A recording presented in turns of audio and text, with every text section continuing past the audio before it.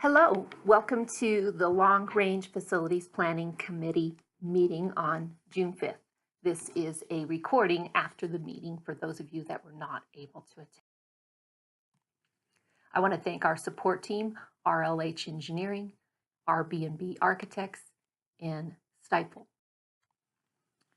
I also want to thank our Long Range Facilities Planning Committee members, Connie Benson, Carrie Carroll, Audrey Clary, Jean Cousins, Jennifer Cross, Luke Gonzalez, Jessica Grable, Shannon Guerrero, Joey Haythorne, Mike Ketterling, Heidi Lanning, Kendra Lloyd, Anthony Matthews, myself, Superintendent Bridget Muse, Jen Noonan, Cinnamon Pritchard, Katie Schmunk, Jeff Schreier, Randy Smith, Dale Souther, Lynette St. Jean, Jay Tapia, and Gabe Winter.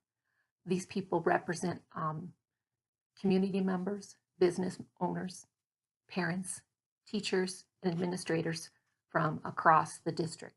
We've also invited leadership from the Eaton Early Learning Center, that's the preschool, in the town of Eaton, Jeff Schreier. Our purpose is to develop a long-range plan that can be implemented incrementally over time as funding becomes available. We really heard that as a clear message during our listening tour and surveys after the failed bond in November of 18, that people felt like they weren't involved in the planning process. So we've developed a permanent committee that will ensure that there's a long-term plan for years to come. Our goals are to address enrollment growth. Our district has grown 31% since our last bond in 2001. At 453 students, that's equal to an entire school. We need to address deferred maintenance in our buildings. There's 40 million of improvements that have been identified. The average age of all district school facilities is over 47 years old. We also want to make sure that we maintain the excellent academics and extracurricular activities that Eaton School District has enjoyed. Many people tell me they moved here for our schools, and we want them to continue to feel like this is the best place for their students to be. So the agenda is to talk about our process, what the right size for our buildings are, show you how that looks over the next 25 to 30 years, and then talk about each individual school and our framework that we're proposing. So again, overwhelmingly during our listening tours and our surveys, people have said over and over again that they do want us to address the facility needs by going to bond again this November. With that in mind, the Long Range Facilities Planning Committee has set up a timeline to identify projects and be ready to put a bond before the board in August of this year that will be voted on in November of 2019. If approved, we will begin in the rest of 2020 designing each of those projects, and construction would take place over 21 to 22. And then we would start focusing on our plans for the next 10 to 15 years. Currently, we have a 7-track system. Tracks are what we refer to as classroom spaces. So right now, I have at Gilton Elementary a K-5 single-track school. That means there's a single classroom in kindergarten, 1st, 2nd, 3rd, 4th, and 5th grades with a capacity of 150 students. In town, we have 6-track schools. So 6 plus 1 gives you your 7-track. Currently, Eaton Elementary is set up as a K-2 school with 6 tracks each, and Benjamin Eaton is set up as a 3, 4, 5 school. Those students all come together at Eaton Middle School for 7 tracks and eventually move on to Eaton High School for 7 tracks. We need to be able to move to our preferred district framework to accommodate the growth. We would move from 7 tracks to 9 tracks. That's an additional 2 classrooms across the district per grade. We would add those classrooms at our schools that are in Eaton and maintain Galeton as a single track school. So we would reformat our elementary schools from a K2, 3, 5 setup to both be K5 with larger capacity. Those Now 9 sections would come together to a larger middle school and eventually move into a larger high school. Many years down the road, we need to be able to accommodate up to 3,900 students. At that time, we would need another elementary school, an expansion at both the middle school and a high school. Let's look at how it looks at the time. Currently, we have a 7-track system and 1,918 students. This graphic image shows each school as a pie chart reflecting their capacity. Those schools with red are either over capacity or nearing capacity. You can see Eaton Elementary with a capacity of 315 had 364 students last year and were over capacity to 116%. Our other school that is over capacity was Eaton High School at 558 students. Our proposed framework for the bond would be to build a new elementary school that would replace Eaton Elementary with a larger capacity. It would become a K-5 school to encourage that leadership and better academics and less transitions for students. Benjamin Eaton was designed to be a K-5 school, so it's easily converted into a K-5 school and immediately adds some capacity by doing so. We would add on to our middle school and add on to the high school while renovating both spaces to make them more attractive for our educational programs. That would take us to a 9-track system. Now let's show this over time with an average of 2% growth. In 2020, if we were successful with the bond, it may look like this. We move forward and we now have room at all of our schools. 2021, 2022, and we'll just keep going year, and you can see 5, 6, gradually increasing and nearing capacity. In year 10, Gailton reaches capacity, but our other 2 elementary schools still have room. As we approach 15 years, you'll see suddenly we've reached capacity in several of our buildings. It's time at that time for another bond, possibly. At that time, what we call phase 2, we would build a new high school. We would convert our old high school into a middle school and convert the old middle school into an elementary school, adding capacity across the district. Here's what that would look like.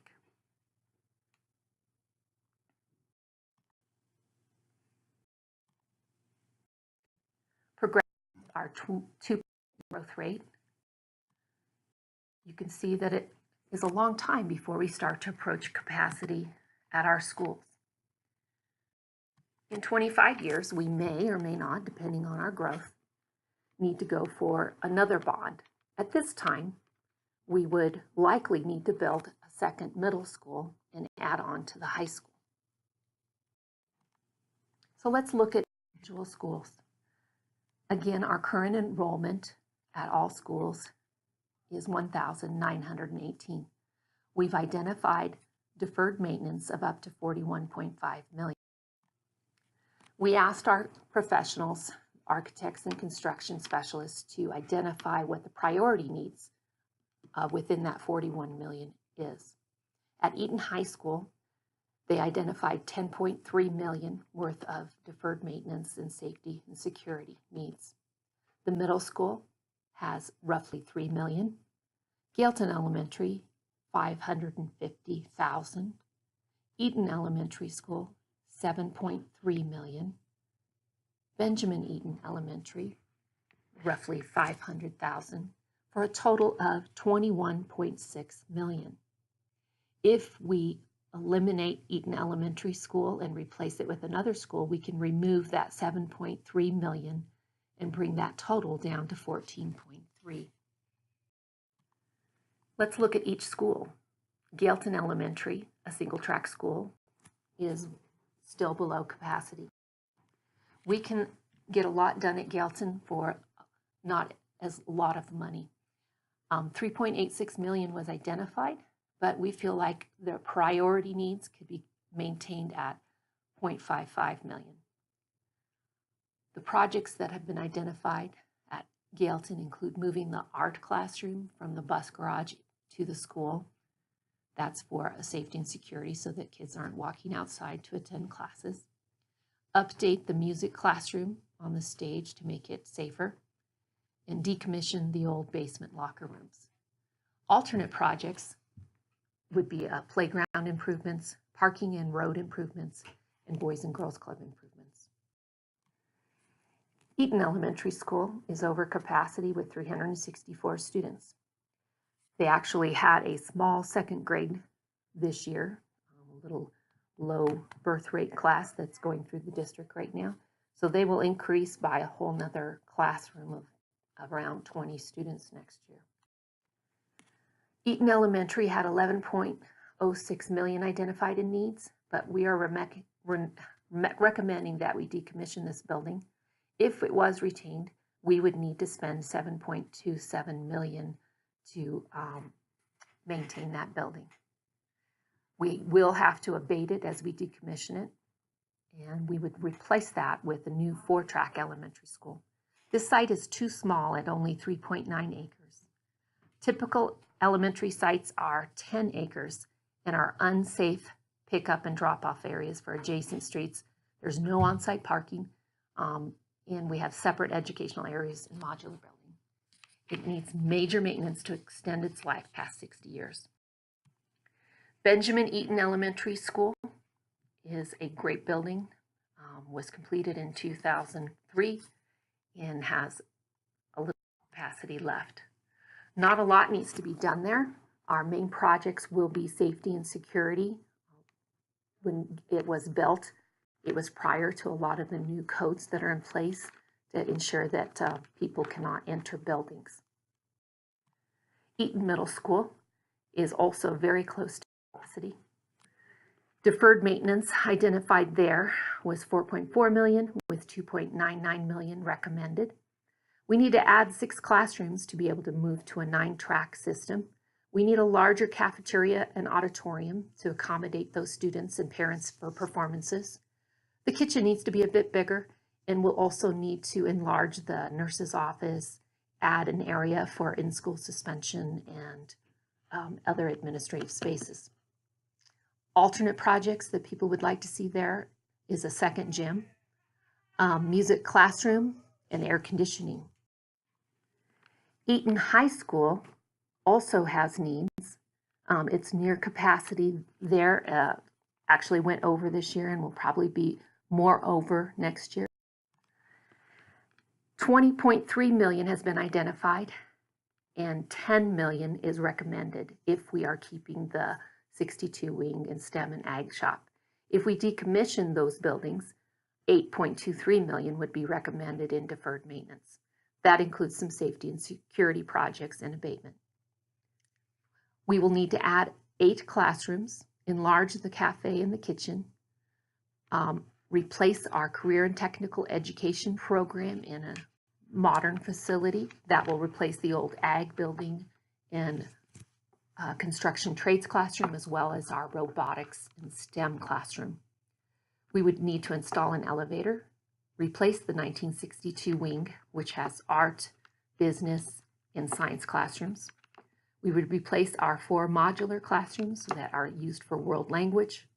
We would add additional parking, and we would take our single music room and create 2 music rooms so that band would have their own room and our music program, vocal, would also have their own room.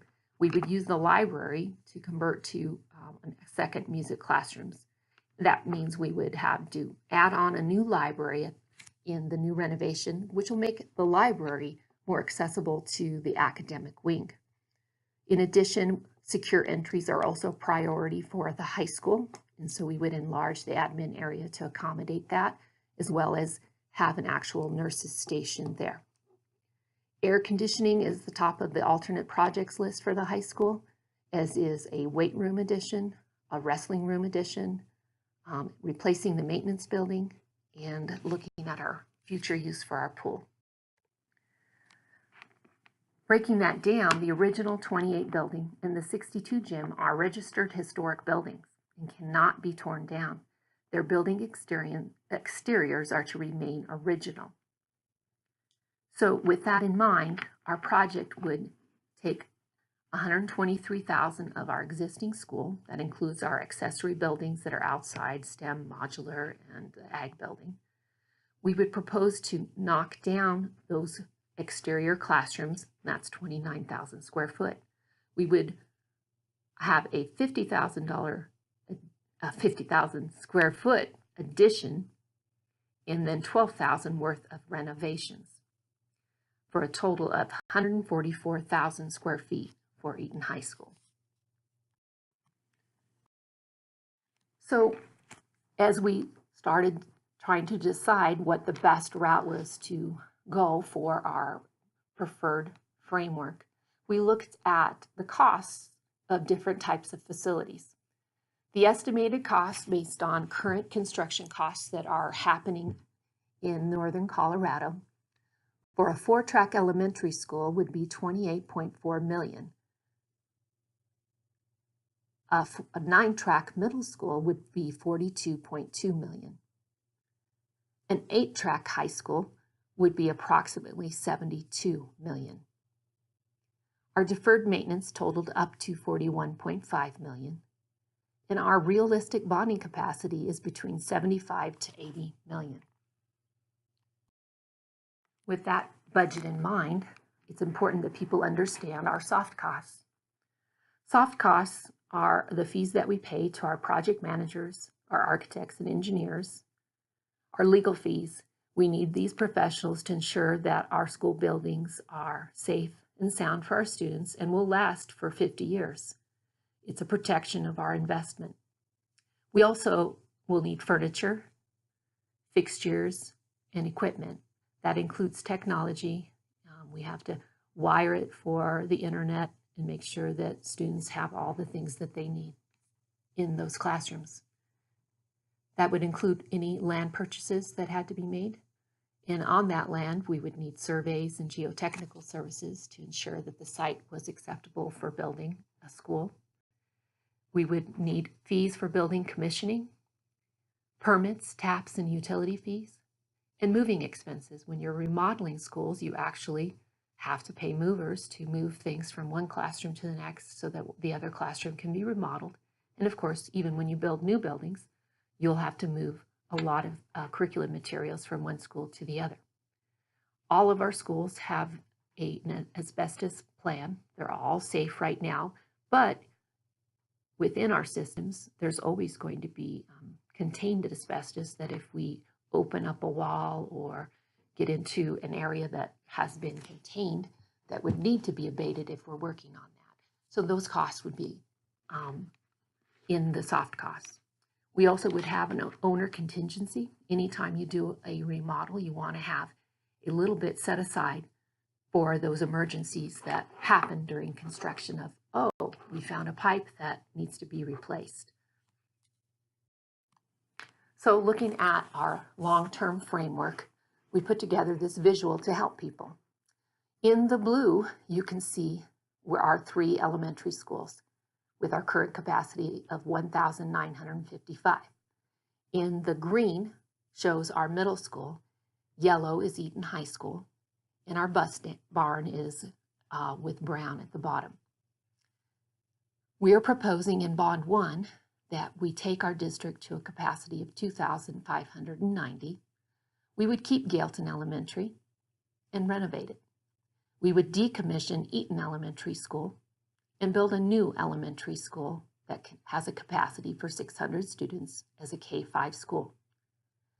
We would renovate Benjamin Eaton Elementary School and maintain its capacity of 450 students. We would renovate and add on to Eaton Middle School, increasing the capacity to 640 students. We would renovate and add on to Eaton High School and make its capacity 750 students. We would decommission the existing bus barn that is adjacent to the high school and move it to a new transportation facility that is not adjacent to any schools. Moving down the road, you saw in our time lapse that in about 15 years, the district will reach capacity once again. At that time, we would want to increase our capacity to 3,600 by building a new high school that would accommodate 900 students. We could remodel our old high school at that time into a middle school for 800 students and convert our middle school into another elementary school. 10 to 15 years after that, when the district reaches capacity again, we would need to enlarge the capacity once again. At that time, we would add on to the existing high school and construct a new middle school. So we would be a 2 middle school town and maintain, at that time, 4 elementary schools.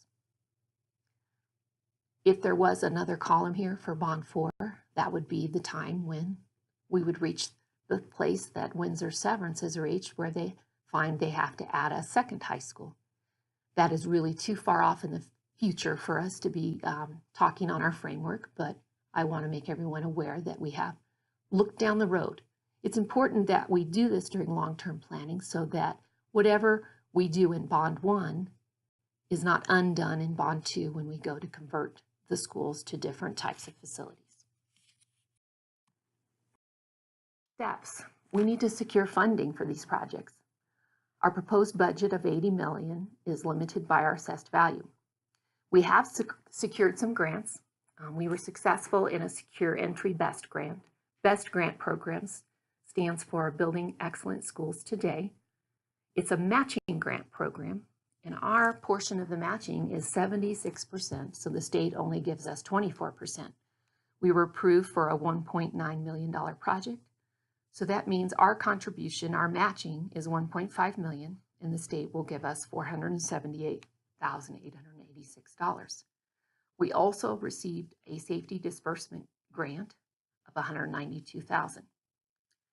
So you can see these grants are well short of helping us a whole lot with our $80 million budget, but we'll continue to secure as much funding as we possibly can. We do need to have a bond successfully passed to have the matching funds for our BEST grant. We have a couple different elementary sites that we're looking at within a proposed development called Brown's Farm Development, which is kind of in the center of the town. We are looking at placing an elementary school site there. We have 2 options there. So there's not 2 different sites that we would propose. We're just looking at whether we would want that school to be closer to 37 or in the middle of that development. We also have another site over on the south end of Maplewood that we are looking at as well. Here's a shot of Eaton Elementary. It's a good visual to show how undersized the lot is. That's why the committee has decided it's not worth investing in this property anymore, and we should decommission it and build on a 10-acre site, which is more suitable for modern elementary schools. We're also looking at land in the industrial park for a transportation center. There are several different sites available there. We would want 4 acres so that we have plenty of room to make that facility work for the next 50 years. So we are still collecting feedback on our plan. You can contact me. My email will be on the next slide. You can go to our website at eaton.k12.co.us/facilities-project. Our committee members are all willing to talk to you, so talk to them and keep in touch through Facebook. We'll post future meetings. Thank you, and please email me with any questions.